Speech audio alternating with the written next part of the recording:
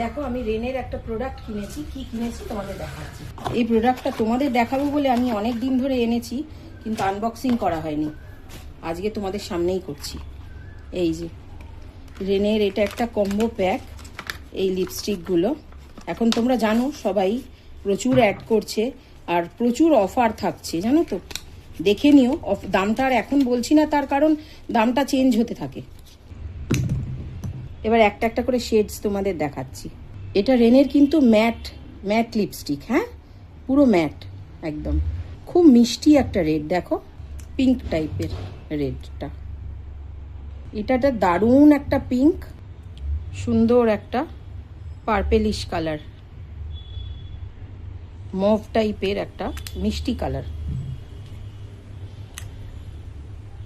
আর এইটা একদম nude shade.